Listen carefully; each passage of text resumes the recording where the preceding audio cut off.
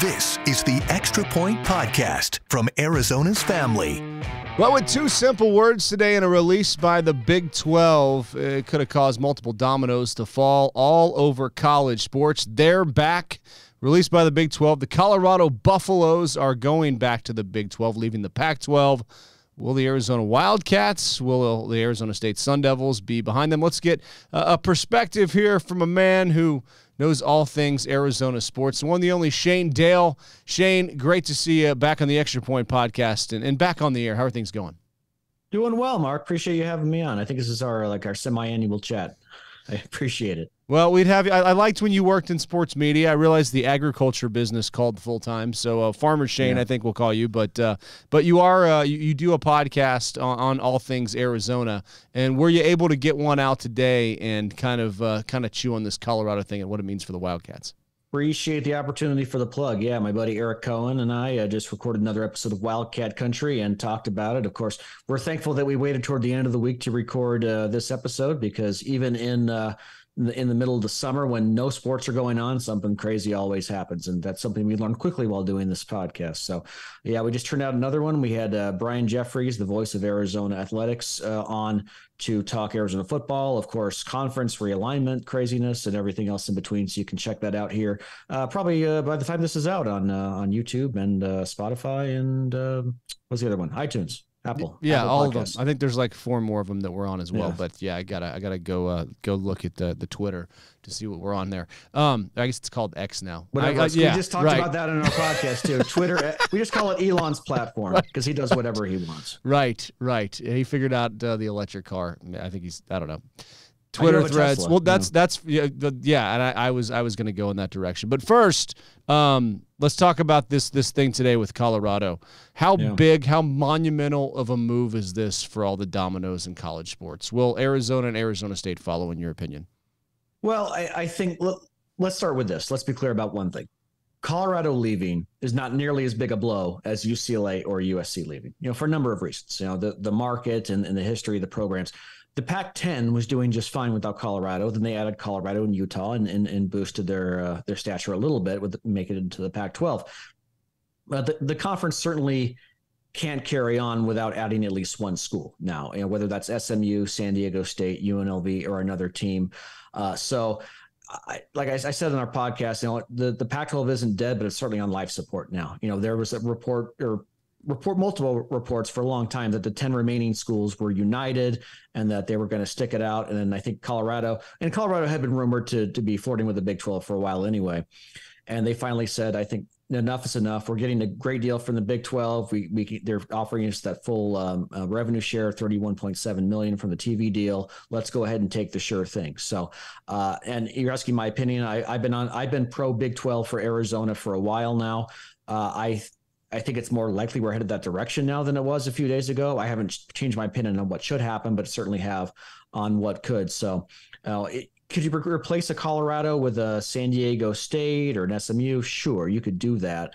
But I think that certainly, in academics are always an issue, and that's probably maybe even the biggest reason why Arizona hasn't made the leap yet. But I think at this point, I would say, before it was probably like 2-1 that they would stay in the Pac-12. Now I think it's probably the other way around, and you'll see Arizona bolt eventually. I know Dr. Robbins, the president of Arizona, he's guaranteed that George Kliavkoff, the commissioner of the Pac-12, that he would wait until August. Not sure exactly when in August, but some point in August, which is coming up soon, to see if they could secure a deal. I think he'll be true to his word, but I think one way or the other, Arizona has to make a decision here pretty soon. And if they do, then I can't, not because Arizona is the end all be all in the college athletics, but I can't imagine the Pac-12 would survive yet another defection. Well, we had Dr. Robbins on this very podcast back in June, and he was on Capitol Hill, and there was they were talking about name, image, and likeness legislation, and he was hosting a summit there, and his exact words were, I think we will have a deal here pretty soon, and he seemed optimistic about it. Obviously, that hasn't happened. I can imagine there's probably some frustration there after saying that publicly and not seeing a deal. And even Dennis Dodd, the CBS Sports college football writer, said he just couldn't believe there wasn't going to be a deal by media day. Now, I know Kliavkoff has said that the deal gets better the longer we're at the table. But you take Dion out of the mix, I imagine that's probably going to make the deal go down if whoever they're talking to, whoever is coming in there and talking to the Pac-12. Why is it a good idea for Arizona to jump ship right now and get out of Dodge? Well, I take the sure thing, and it's one of my favorite shows. I apologize, it's not on your network, but I love Shark Tank, and I love the back and forth on the show between all the sharks and the people pitching their business. And one of the things you learn is it's okay to wait out the room sometimes, and sometimes you just need to take the best deal. And like Mark Cuban says, sometimes you should just shut up and take the deal. And you're looking at a situation where there's going to be some teams possibly left out in the cold, as in left out of a Power 5 or Power 4 or Power 3, a power conference, however these things end up. And you don't want to risk being one of those teams. And so the longer this goes on, and the more George Kliavkoff talks, the less his words hold weight with anyone, I think, because nothing's happened. It's been just talk so far. So if the Big 12 rather is extending its hand and saying, look, we'll bring you in for the same terms that we're bringing in Colorado. I know there's other issues. There's always behind the scenes stuff we don't know about, but I think Arizona is going to have to take that leap. That $31.7 million it's guaranteed money, as opposed to, and on Fox and ESPN as well, on, two big name networks that are, that fans watch. And I think that, as opposed to, I don't know if you're looking at the CW or whatever with the Pac-12. So again, Colorado's not as big a deal, but leaving as UCLA and USC are. But I think that if the Big 12 is offering, I think Arizona needs to take that step. It's a sure thing versus rolling the dice with a guy, a former Las Vegas guy, appropriately. So, Kliavkoff, I don't think everything that's happening has been his fault. I think a lot of it had to do with the previous guy, Larry Scott, and it's kind of like a new president comes in and gets blamed for the economic failures of the previous president. It's just how it works. But with that said, I think he seems like he's in over his head. He was a high risk outside the box hire in what may have ultimately been a long shot to save the conference. And that risk certainly hasn't paid off to this point. And you keep talking about, we're going to have a deal by media day or by this deadline. Oh, it didn't happen. Oh, that's a good thing. And let me explain why. Eventually those words just don't hold weight anymore. And the more you hear it, the less it holds weight with me and anyone else. And I think if Arizona, again, has that opportunity, which it sounds like they do. My buddy Eric Cohen on our podcast has a source who said that it sounds like that the Big 12 is theirs if they want it, and they're getting the same kind of deal that Colorado is. I think they need to take it and run. Should Arizona and Arizona State go together? On a personal level, I would like to see it, just because I'd like to see the rivalry continue to go. And that doesn't mean they couldn't play each other in football or in other sports, especially football, because you see, Clemson, South Carolina, and Colorado, BYU, Colorado State, BYU, Utah, in most years, Florida State. But some rivalries fizzle out. It would be a shame if this one did. I think it would make a lot of sense. And again, my buddy Eric Source, who's been spot on to this point, has said that ASU will probably follow Arizona's lead in this, which I don't know how that happens. I don't know exactly why Arizona's sort of holding all the cards here, but it sounds like they kind of are. And I know Brett McMurphy reported earlier that the dream scenario for the Big 12 would be to add 3 more schools, namely Arizona, Arizona State, and Utah. So I think that would make a lot of sense. Arizona and ASU have always been in the same conference, whether it's the Border Conference or the WAC or the Pac-10 or the Pac-12. It would just be weird to see them in different conferences, but I think also it would make sense to keep them together for that reason. So is this okay, dream scenario then? Is this a basketball conference or is this a football conference? Well, and we had a media rights expert on our podcast last week, Patrick Kreitz, who used to work for Fox, and he had some great insight into that. And he said basketball really only makes up for about 15 to 20% of the revenue. So as much as, as an Arizona fan, you get excited about the possibility of Arizona, Kansas once or twice, or even 3 times a year in a conference tournament. Football is what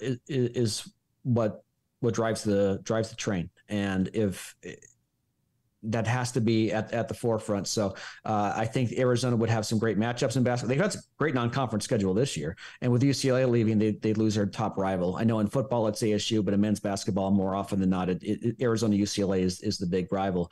And with UCLA going, I think that it makes the Pac-12 less attractive from that standpoint. But again, it's almost all about football. Arizona has that pedigree of being blue blood or pseudo blue blood programs. So I think that's can only help, but I don't think that's what ends up making or breaking a possible deal with the Big 12. What are the advantages to staying in the Pac-12, Pac-10, Pac-9? What are they now? Math was I was a journalism major. 9 at the moment. Yeah, I know. Well, I didn't go to school for math either, so no worries. But I think in terms of recruiting, and we just had Brian Jeffries on, and he talked about, if you make the move to the Big 12, it's different. You have different recruiting areas, and Texas being the big one. California, Arizona's made some big inroads there lately in football. You look at all the guys they brought in from Servite High School. They call it Juice County with Tedero McMillan. And Jacob Manu on the defensive side, who made a couple of big plays in that ASU game. So that they've made some big inroads under Jed Fish and his staff again in California after they hadn't for a while. So the recruiting landscape would change drastically. And so I think there's certain advantages that the Pac-12 offers in terms of still having that California connection, even without UCLA and USC. If they did add San Diego State, obviously that would add another California school back into the mix. So. And then culturally as well, just the history of the program. Arizona and ASU have been with the Pac-10 / Pac-12 since the late 70s, so they're kind of synonymous with the conference. They made it the Pac-10 at the time because it was the Pac-8 before them. So culturally, it makes more sense. Academically, I know it does. And then in terms of recruiting, especially at the football level, maybe that makes more sense, even though certainly there's a lot of fertile recruiting ground in the Big 12 as well. Does this hurt basketball at all based on the competition? Is recruiting going to get tougher in your opinion, or do you think that playing this type of schedule, if they were to go to the Big 12, could even enhance the Wildcats' prestige nationally? I don't think it makes that much of a difference, because I think most importantly, basketball players, same as football players, they're coming number one because they think going to that particular school will help them get to the next level. That's why you see Gonzaga, which is still not part of a Power 5 conference, they don't have a football program, but they're still technically a mid-major in basketball. They bring a lot of big name recruits in because they believe that they play for Mark Few at Gonzaga, that they could get to the next level. They have a better chance of getting there and being successful. And that's what drives that. And that's why Tommy Lloyd's been able to bring in some top transfers, some top commits, especially out of Europe. Having that European pipeline and that Eastern European pipeline specifically has been big for him. So I don't know if it makes that big an impact. I think that the name Arizona still holds weight regardless of what conference they're in. And I think even more importantly than that, the Tommy Lloyd and his coaching staff have proven that they're able to recruit, especially overseas, but even in the country as well. They've landed some big name commits for the following season. They have one in KJ Lewis coming in this year. So I don't think that's going to make a difference. I think a coaching change would make a bigger difference than a conference change in that regard. What, as far as, okay, if the dream scenario that Brett McMurphy's talking about were to become a reality, how in your opinion does a conference like that stack up with the Big Ten and the SEC? I think it's close. I think they'd probably still be third behind those two conferences, especially because Texas and OU are going to the SEC. Those are your two biggest name programs. There's no getting around that, in terms of football. I think they'd be a close third. I think they'd be competitive. I think some of the additions the Big 12 has already made they've been pretty good. BYU and Houston and UCF are all pretty solid additions. Oklahoma State and Baylor are already there. TCU played the national championship game. We don't have to remember what happened in that game, but they got there. So there's already some reasonably big name schools there. And I think adding Arizona and Arizona State and Utah and Colorado will be an enhancement, not as big an enhancement as probably UCLA and USC joining the Big Ten. But I think they would, at this point in time or in a year or two, whenever it does happen, I think they'd probably be third behind those two conferences, maybe ahead of the ACC. But I think it's a move that should be made, and a move that would only bolster the conference. Yeah, and we're talking about it like it already has been, but I think we're both looking at this saying you have to do this. Back. Right. Yeah. I don't see. Okay, so let's think about this. What if it doesn't happen? What if you stay in the Pac-12? What becomes of the Pac-12 nationally? I mean, I feel like you are you're going back to the 70s. What's your opinion?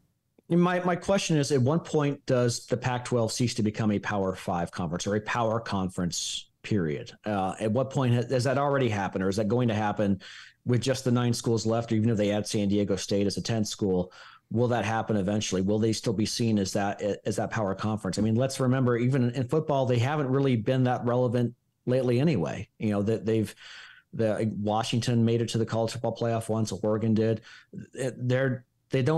You don't see them in the top 4 very often. You certainly don't see them in the championship games. And then you lose 2 of your top schools on top of that.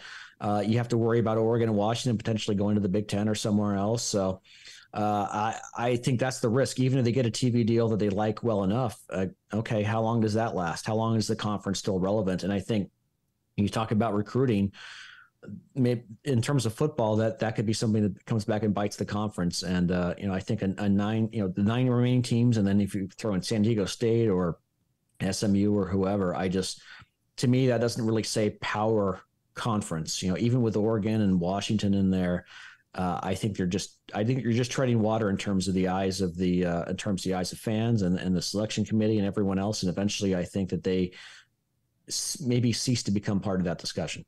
Man, it's stunning, absolutely stunning to think about what has happened here in the last 5 years in college sports, from the transfer portal to NIL to conference realignment. I mean, Nick King, our great sports reporter here at Arizona's Family, texted today, and I think it was under the effect of, if college sports ceased to exist, I would not be sad at all, which is crazy because, I mean, this is a guy that has a lot of passion for it. I mean, how much damage do you feel like is being done long-term right now for college sports? It's funny. My wife is not a sports fan at all. And one of the reasons she doesn't like pro sports is she says, well, it's so easy for the players just to go to another team. It's just, they go in the off season. Sometimes they go in the middle of the season, they get traded. And that's, I think, one of the things we love about college sports, or had loved, is that you have more of that loyalty. And now with the transfer portal and NIL money, kind of both these crazy things happening pretty much at the same time, a lot of that so-called loyalty is out the window now, and guys can just hop from one school to the next. You see some football players and basketball players now they're onto their 4th or 5th school, and just being that easy to go, it's hard to really develop a following. I mean, the guys aren't there for that long anyway, 4 or 5 years tops, and now you have to worry about guys hitting the transfer portal and exiting if they have 1 year where they don't get like their playing time, or they don't get the NIL deal that they want. And so I'm all for college players being able to make money off their name, image, and likeness, but I think this is an unfortunate side effect combined with the timing of the transfer portal. It's a tough time in college sports, and it's one of the reasons why back in the day when I did wear sports jerseys, I would either buy jerseys that had no name on the back or had the name of a player who had probably retired. Like Larry Fitzgerald was safe to wear, right? But I got burned so many times in buying jerseys with the guys who were currently playing for the team, because a year later, like I remember buying a Joe Johnson jersey and then a month later being filled with regret. Okay. Do you still have it? You should hang it behind you. I should, I should put it behind my DeAndre Ayton bobblehead. Is that Nick Foles too next to him? That's Nick Foles, okay. And then DeAndre Ayton, and then I got myself a Gronk rookie card back there. Oh, who else is on the Mount Rushmore of U of A, by the way? Would you put those 3 and Steve Kerr, Sean Elliott? Are you just talking players? Yeah. If you have a Mount Rushmore behind you, what? I think Sean Elliott would have to go up there for sure. Yeah. And if you're talking other sports, I think you might have to go in softball's the most successful program they've had. You'd probably put Jenny Finch up. Jenny Finch might be number 1. There's a lot of players you could put up there, but Jenny Finch would probably be up there. Beyond that, gosh, you put me on the spot here. There's been a lot of great players in other sports. Willie Tuitama. I like Willie, but I would not put him on the Mount Rushmore. And to be fair, I wouldn't. I don't know if I put Rob Gronkowski either, just because he didn't play that much for Arizona. He's one of the best players in the history of the program. Don't get me wrong, but he played like a year and a half at Arizona. He had a lot of injuries, so there's that. But I think Sean Elliott would be number 1, Jenny Finch, and I have to think about the rest. Maybe think about Terry Francona, who played for the World Series team in '81, or the College World Series team for Arizona in '81. Football. Trump candidate, Teddy Bruschi. Teddy Bruschi would have to be up there for sure. Yeah, he might be up there. Chuck Cecil maybe as well would be in that discussion. So Heath Miller. Is it Heath Miller, 14, the safety? Heath Bray. Oh, we've had Heath. We've had Heath on our podcast. He's got a son who's playing some good high school ball at quarterback. I hope Arizona makes him an offer. Where's he at? I forget. Somewhere in Scottsdale. I don't remember the school. I'm embarrassed because he. Yeah. Interesting. All right. So Wildcat football this year, as you have been able to, look at all the numbers and all the quotes here, how do you feel about Jed Fish here in year 3? Is this a team that could go to a bowl game? Absolutely. Yeah. I think what I've said ad nauseum on our podcast, and people are probably tired of hearing about it. I think that they're likely to be better this season, and yet they might not have a better win-loss record because, number one, I think the rest of the conference has collectively improved, especially how long has it been since this conference has been this stacked at quarterback? It's ridiculous. Jaden DeLore is very good, but you could argue he's in the bottom half of starting quarterbacks in this conference. And so you combine that, and I think just the overall talent level of the conference has risen along with Arizona. And the fact that Arizona's got a tougher schedule this year. They have to go on the road to play Mississippi State. It's an odd-numbered year, which means the Territorial Cup game is in Tempe.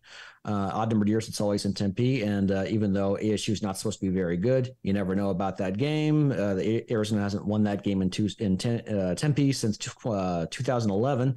And most of their tougher games are at home, and easier games are on the road, so there really are no gimmies. So I think offensively they return 9 of 11 starters. They have a great offensive line for the first time that I can remember. I'm actually excited about their offensive line. They've got a lot of depth at running back. They've got a returning quarterback.